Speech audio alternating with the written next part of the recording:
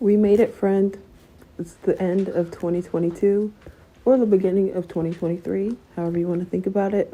This next year will definitely be our year.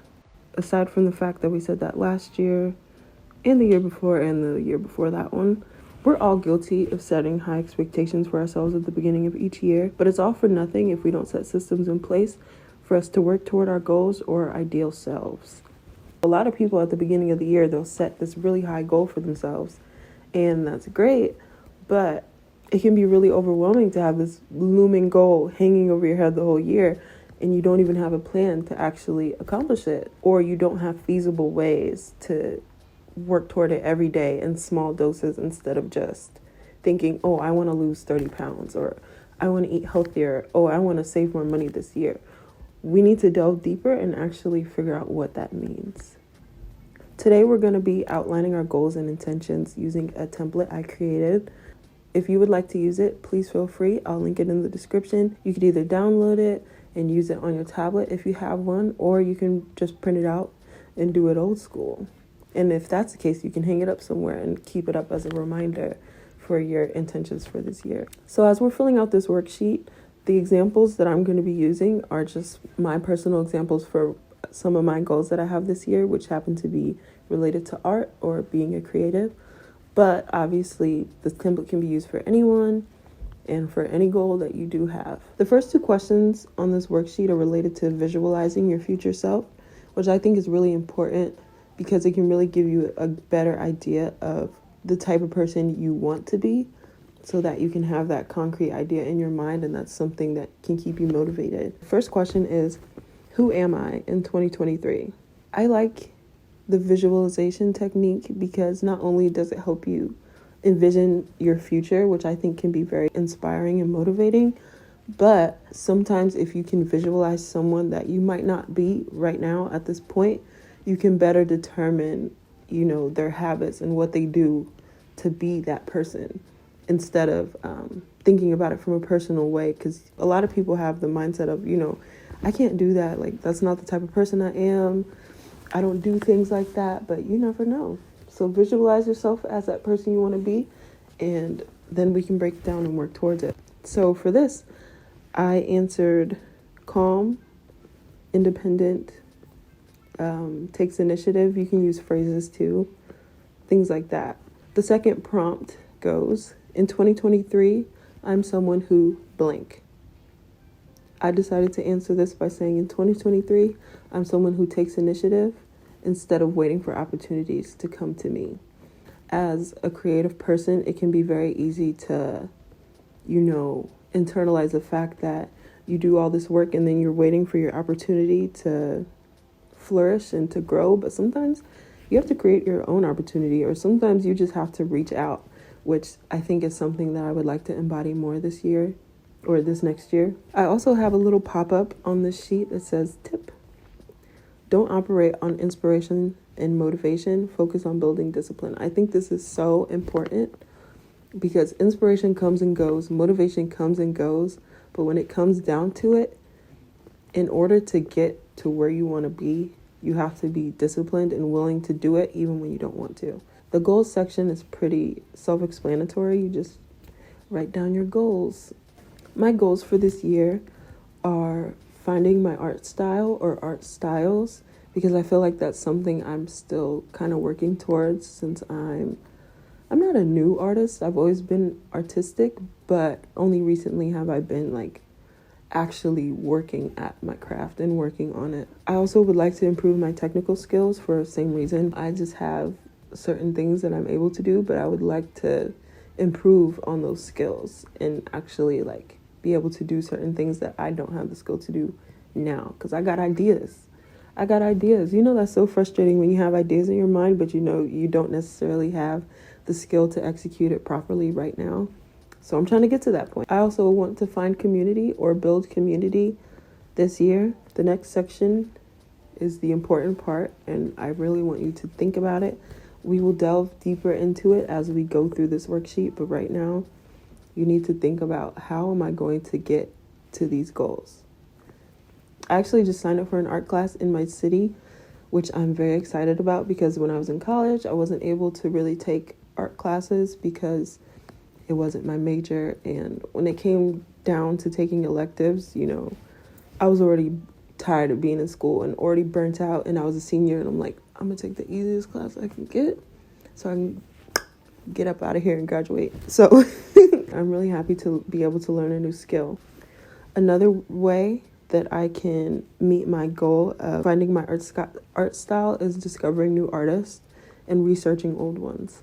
So I think a lot of the time when we're on social media, we kind of just consume the media that's given to us by the algorithms. And this year, I really don't want to rely on that. I want to go out of my way to find new artists and be able to support them because, I'm a small artist myself, and I think it's important that we stick together. This year, I definitely want to be more intentional about seeking out new artists that might not be as well known, but still have great work and still do great work. In terms of building community, I can be a more active community member. So this goes back to my point of taking initiative to find new artists and reach out instead of just waiting for things to come to me. Another component of building community or being a more active community member will be telling people about my art. A lot of the time, it seems like something that's kind of, it's not embarrassing to admit, but sometimes it's like, it's not something that you necessarily want to tell people all the time, especially for women. I think it's harder for us to kind of plug ourselves when the opportunity arises because we don't want to seem like we're coming off as bragging or like we don't want to take up too much space. So we kind of just keep it to ourselves and it's like, oh yeah, I do art. Like I do this. So the next part is, what can I do monthly to accomplish my goals? At this point, we're still thinking big. We're still thinking on the large scale plans that we were just talking about, but we want to squeeze in a little bit more. So let's think about things on a monthly basis that you can do in order to accomplish your goals. Or if you want to think about it this way, at the beginning of the exercise where we talked about the person that we are in 2023, what does that person do monthly that you think contributes to their success or contributes to them doing what it is that you want to accomplish? For me personally, monthly, I want to tell at least 2 new people about my art. Honestly, I just came up with that number. The number isn't really the important part to me. It's just the fact that I want to tell somebody about my art, whether it's over social media, whether it's in person, anything. So a monthly goal for me would be going to a museum or an art show. Now, I live in the Midwest, so it's not really it's not an art center, it's not an art hub, but we do have museums and people do have art shows semi-frequently. So I think I'll be able to accomplish that. Next, we're going to be squeezing in even more. What can you do on a weekly basis that will help you get closer to your goal? For me, my weekly goal could be going to art class. Since, like I said, I signed up for an art class. So that's weekly anyway, and that will help me reach my goal of improving my technical skill, finding community, and finding my art style.